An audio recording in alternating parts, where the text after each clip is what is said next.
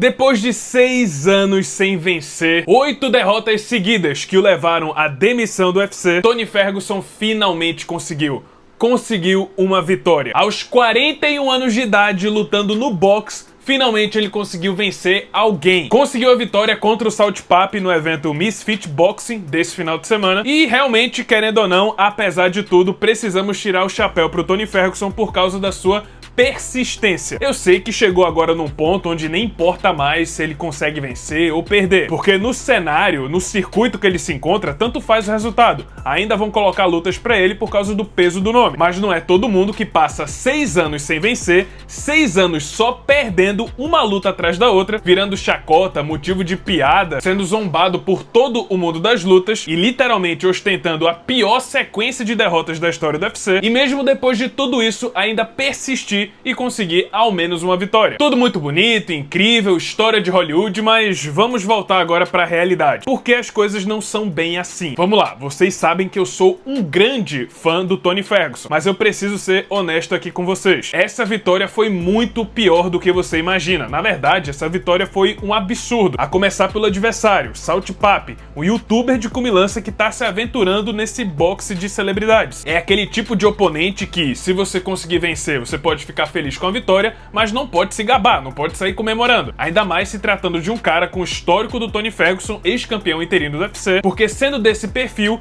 o Salt Papi é meio que uma obrigação, você tem a obrigação de vencer esse cara. Segunda coisa, por incrível que pareça, o Tony Ferguson tava perdendo a luta. O combate acabou no terceiro round, só que até aquele ponto eu tava marcando claramente a luta 2-0 para o Salt Papi. Eu já falei aqui pra vocês que o estilo de luta do Tony Ferguson não combina com o boxe. Na verdade, é péssimo. Ele não tem combinações de golpes. Geralmente, quando o Ferguson ataca, é um golpe, no máximo 2. Isso falando do MMA, que dá pra combinar chutes, cotoveladas, só que não era uma sequência muito longa. Outra coisa, a guarda do Tony é completamente aberta. Foi isso que custou a ele vários knockdowns na carreira e a derrota pro Justin Gaethje. Pior ainda mais porque o Ferguson é conhecido por ser aquele cara que sempre pressiona. Então a cabeça dele tá sempre disponível pro adversário acertar. E com o Salt Papi, um cara totalmente amador, não foi diferente. Ele tava acertando a cabeça do Ferguson. Mas pra mim, a pior parte foi a interrupção da luta, uma das piores que eu já vi no boxe. Porque no único bom momento do Tony Ferguson na luta, que ele acertou um bom golpe e conseguiu encurralar o Salt Papi nas cordas, o árbitro interrompeu a luta. Tá, mas ele interrompeu pra quê? Pra abrir uma contagem até 8 com o lutador em pé? Pra contar o knockdown? Não, ele interrompeu a luta de vez, encerrou o combate por nocaute técnico. Vamos lá, o Salt Papi não tinha corrido perigo algum até aquele ponto, sequer chegou perto de levar um knockdown e ainda tava vencendo a luta. E mesmo sendo atingido por bons golpes do Ferguson, a situação dele não tava tão perigosa assim, a ponto que ele precisava de uma intervenção. Por mais que eu seja fã do Tony Ferguson, essa interrupção foi um verdadeiro absurdo. O Salt Papi tava bem, dava pra continuar a luta, pelo menos dava a oportunidade dele se defender ou abre a contagem até 8 com o cara em pé. Mesma coisa que aconteceu na luta do Tyson Fury contra o Alexander Usyk. Inclusive, a interrupção foi tão estranha que muita gente na internet questionou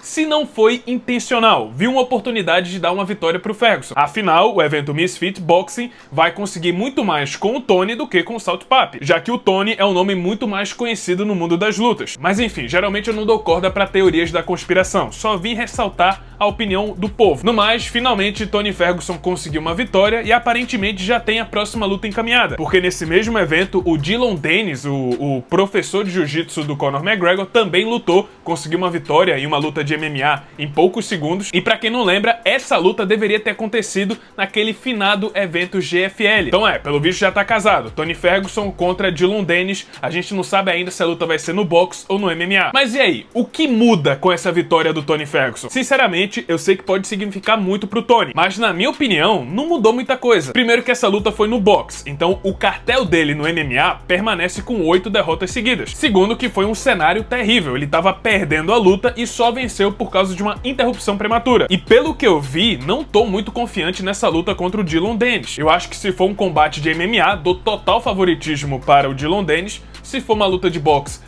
acho que fica mais equilibrado, mas ainda vejo o Dennis como favorito. A visão que eu tive é daquela velha história. Imagina que você tá enfrentando um chefão do videogame, um chefão que tá te vencendo de novo, você só tá perdendo, mas aí você baixa a dificuldade do jogo, coloca lá no mais fácil, e aí finalmente consegue vencer. E aí, o mérito é o mesmo? A comemoração é a mesma? Porque não foi você que ficou melhor, você baixou o nível de dificuldade. Foi o adversário que ficou fácil o suficiente pra você conseguir vencer. Então é isso, na minha cabeça não mudou muita coisa pro Tony Ferguson. Mas, vamos ser realistas aqui, se é pra ele continuar lutando, que seja então nesse cenário onde pelo menos ele consegue espremer uma vitória. Porque ele não vai voltar pro UFC, não vai voltar a competir num grande evento de MMA, ele vai viver nesse circuito, enfrentando veteranos ou youtubers. E, sem sombra de dúvidas, eu fico feliz por ele finalmente conseguir uma vitória. Afinal, sou um grande fã do Tony Ferguson há mais de 10 anos. Então assim, fico feliz, mas enxergo essa vitória com um copo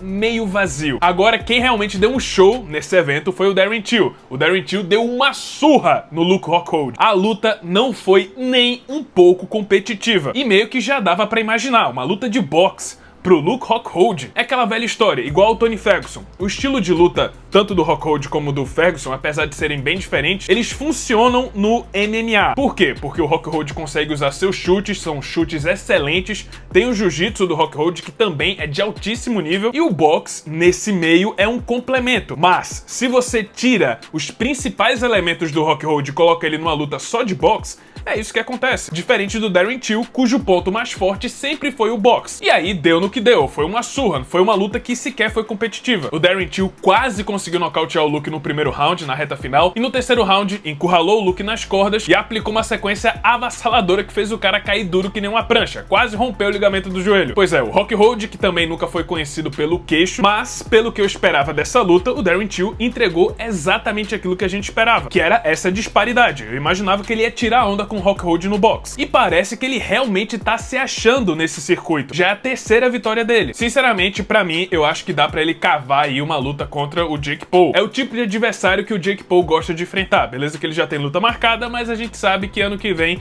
ele tem que cumprir um calendário. Então, pode ser. Darren Till contra Jake Paul. Darren Till contra Nate Diaz. Tem muitas oportunidades pro inglês. Mas é isso, pessoal. Esse foi o vídeo. Espero que tenham gostado. Se você gostou, deixa seu like, se inscreve no canal, já ativando o sininho das notificações pra não perder o próximo conteúdo. E é isso. Muito obrigado por terem assistido e até a próxima.